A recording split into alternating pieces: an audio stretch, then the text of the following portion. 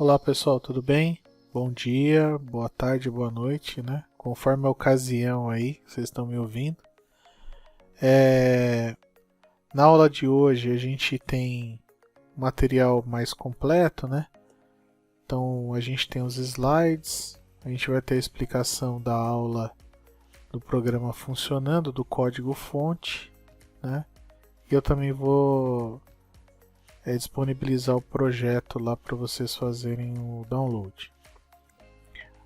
Com relação ao que a gente pediu anteriormente, o projeto era para ler o tutorial, né? E fazer o exemplo. Não há o momento que vocês puderem fazer, puderem entregar, seria interessante. E nessa aula de hoje é uma resposta e avançando na questão do login, né? Então, algumas pessoas entregaram um projeto de login, o exercício de login. Espero que ajude aí a todos vocês. Sempre lembrando que o login que a gente vai fazer hoje é um login que a gente chama de login fake, né? Ou seja, não está usando o banco de dados, está usando lá um usuário e uma senha lá fixo, né?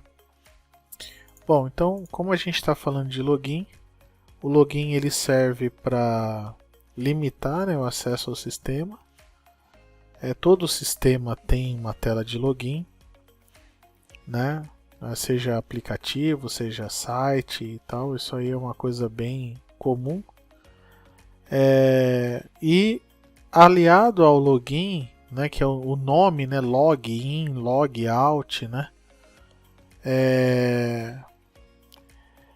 O que acontece? A gente também costuma gravar um arquivo, né, dizendo que tal pessoa logou no sistema tal hora, né, tal dia, tal hora.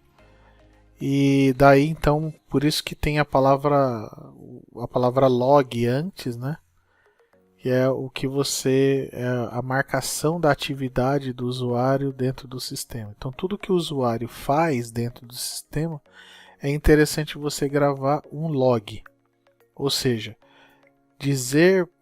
ter a segurança de que se ele excluiu um registro, se ele consultou um registro, se ele cadastrou um registro, você tem que ter isso no log, dizendo quem, quando, que horas e a partir de qual caso de uso ou tela que ele tenha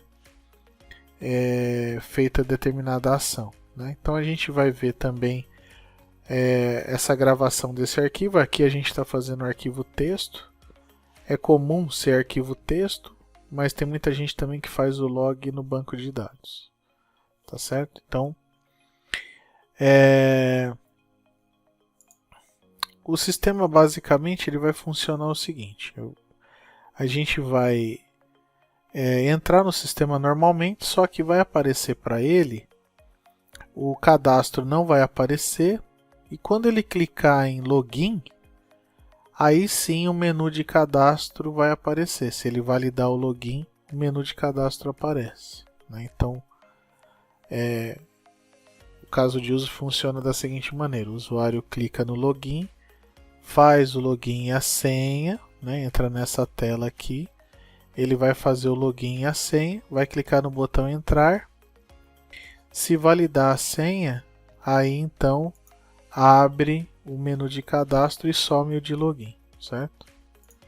Muito bem, então o código fonte é esse daqui, né? Para a gente verificar como é que vai ser Opa, foi demais. Como que ele vai fazer como que o sistema vai se comportar quando ele preencher aqui o login, né, e a senha, né, e apertar o botão entrar. O que eu vou ter que fazer? Lembrem-se que a gente tem que programar sempre orientado a objeto, né? Então, o que a gente está vendo aqui nessa tela? A gente está vendo que no momento em que eu chamo essa tela, eu tenho que passar os dois itens lá, né, os dois menus, dois itens de menus aqui para a tela de login. Por quê? Porque se validar o login, eu vou fazer com que o de cadastro fique true, né, fique visível true, e o item de login fica visible false, né? Caso contrário, eu não faço nada e falo que o usuário está inválido. Então, aqui a gente está instanciando um objeto usuário, a gente está colocando aqui o que está na caixinha dentro do atributo e-mail, e aqui a gente está colocando dentro do atributo senha, e aqui a gente está chamando o método logar que está na classe usuário, né? Então, é assim, o que a gente tem que perder um pouco a mania é de achar que a gente pode resolver tudo na mesma tela, né? Tudo dentro de um mesmo lugar. Então, assim, desde agora vocês têm que se acostumar a criar objeto para tudo, né? Então não pode fazer mais validação de usuário no botão, sabe? Né? Então tem que fazer esse transporte aí de programação para dentro do objeto, né? Colocar dentro dos métodos do objeto. Então aqui, ó, né? Então quando ele chamar aqui o login, o que eu faço, né? Eu vou instanciar o login, o formulário de login, falar que ele vai ser filho do atual formulário, né, do formulário principal. E tá vendo nessas duas linhas aqui, ó, eu tô atribuindo o menu cadastros e o menu login às duas variáveis que estão lá no formulário, assim que nem a gente fez no joguinho lá das figurinhas, né? Onde a gente passava uma variável para outra. Só que aqui eu não estou passando uma variável. Eu estou passando um objeto, né, de uma classe, né, de um objeto para o outro, né? Então aqui ele fala, atribui ao atributo itens cadastro a classe FRM login. Muito bem. A gente vai mostrar isso funcionando lá no código. É uma coisa que é tranquilo de entender. Então vamos lá. Primeira coisa que eu tenho que fazer. A classe usuário, né? Eu não posso esquecer nunca de fazer a classe usuário. Olha, dá uma olhada aqui, ó. Que eu tenho um método aqui logar que devolve o quê? Um booleano, né? Um true ou false. Bom, perceba que aqui a gente tem um método que é gerar hash MD5, né? Então, o que isso significa? Isso significa que eu não posso, de maneira nenhuma, trabalhar com uma senha aberta, né? Então, eu tenho que trabalhar com uma senha que seja com os dados embaralhados, como se fosse uma criptografia, né? Então, o hash MD5 ele é indicado para senhas. Então, o que a gente vai fazer? Então a gente vai usar essa metodologia, né, esse algoritmo, que vai gerar para a gente sempre uma chave com 32 caracteres, só que ela, diferentemente de uma criptografia, ela sempre vai gerar o mesmo resultado. Então, por exemplo, a palavra teste, se ela estiver, se a chave foi gerada usando o MD5, sempre vai ter esse conjunto de caracteres aqui. Sempre. Digitou teste, é sempre isso que vai aparecer. E uma coisa engraçada desse hash MD5 é que não existe maneira de reverter a geração de código, ou seja, não existe uma descriptografia, né? Então, e aí ele fala aqui, ó, que é bom para usar em campos senhas, que é o que a gente está estudando hoje, aí, que é o login precisa da senha. Aqui tem o algoritmo. Esse algoritmo que é feito aqui do MD5, ele usa a própria classe MD5 que é nativa do .NET. Todas as linguagens têm. as classes vêm por padrão, né? Então isso acontece no Java, acontece no .NET, acontece no PHP, né? No Python, qualquer uma delas tem essas bibliotecas de geração de código. Então aqui a gente faz a chamada da classe e acaba pegando aqui a string, né, que eu lancei ali, no caso teste. Então ele vai transformar o teste aqui no array de bytes, vai montar um string builder, que é uma string, né, um array de strings. E aí ele vai transformar então o código que estava em bytes em string, né? E com isso ele vai gerar aquele número que a gente viu ali em cima, vai gerar esse número aqui. Então entra teste na função e sai esse número aqui. Muito bem, então perceba que quando a gente for fazer o método logar, né, a implementação do método logar, ela fica como, né? Ela fica desse jeito aqui, ó. Se o e-mail for igual a teste e quando aquilo que a pessoa digitou na caixinha, né, que foi passado pelo atributo senha do objeto, transformado em MD5 foi igual a isso, então ele logou. Caso contrário, ele não logou, não validou, né? Então isso eu chamo de login fake, por quê? Porque a gente está deixando no código já pronto, né? Essa função aqui, né? A chamada da função e o valor aqui a gente está deixando setado aqui no código. Mais para frente a gente vai ver como que isso daqui fica de maneira variável, né? Quando a gente estiver vendo o banco de dados e tal.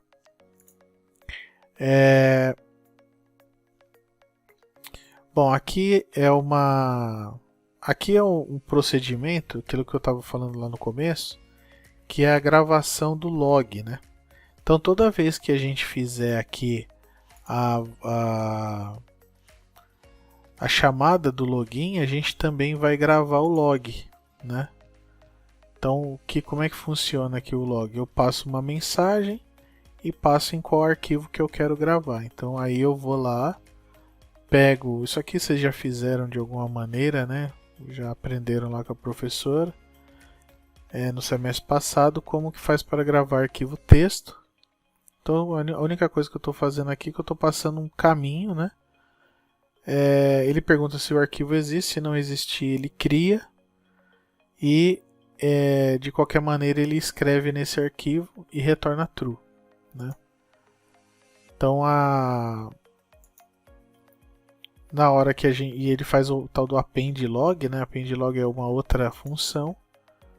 Essa função então ela vai escrever, né, lá, log de entrada, qual a data, a hora, né? Pula uma linha e escreve o log de mensagem, que é aquilo que a gente está querendo escrever. Por exemplo, que nem está aqui, ó, log de entrada, tal hora, né? E olha lá, e-mail teste efetuou o login, né?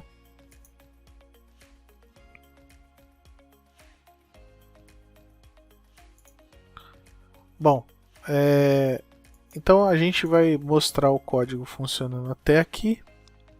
Na próxima aula a gente vai ver a parte de conexão com banco de dados, tá certo, pessoal? Bom, então agora a gente está aqui no Visual Studio, né? O projeto vai estar lá liberado para vocês fazerem o download. Caso vocês tenham alguma dúvida, vocês podem tirar a qualquer momento, né? Eu estou usando a versão do Visual Studio 2019, né? Se você estiver usando outra versão, talvez você tenha que montar um projeto e aí copiar e colar os códigos fonte, tá certo? Então eu criei um formulário chamado principal, que é o que eu sempre faço. Criei aqui um menu de login, né? Então eu tenho aqui, ó, o menu login e o menu arquivo, né? Então aqui, como eu expliquei lá nos slides, na hora que eu clicar aqui no login, o que ele vai fazer, né?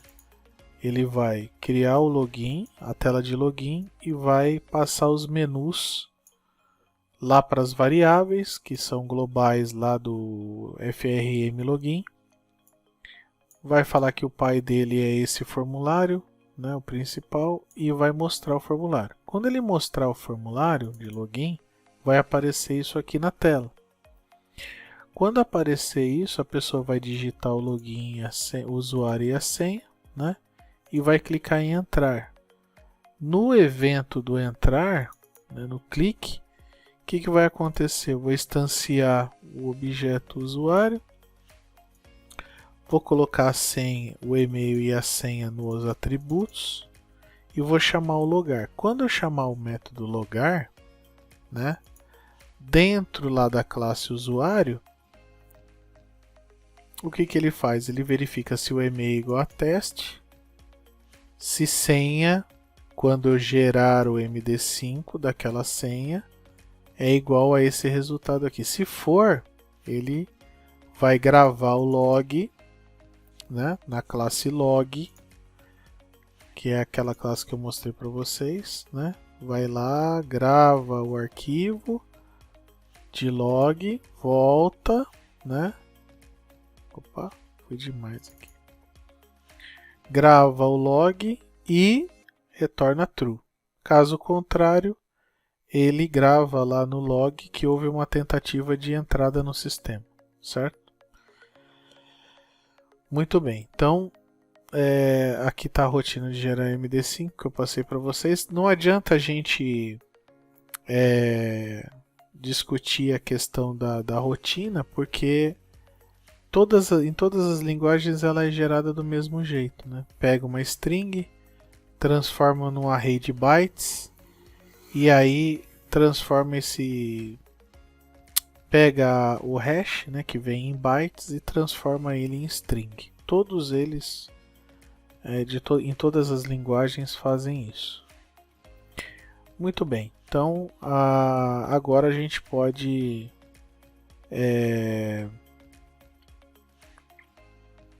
fazer o teste do sistema, né? Vamos ver como é que esse bicho aqui funciona. Botão, né? Vamos clicar aqui no iniciar.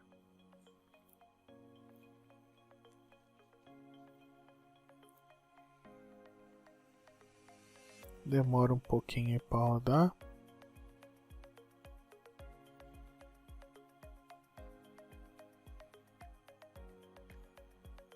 Olha lá, ó.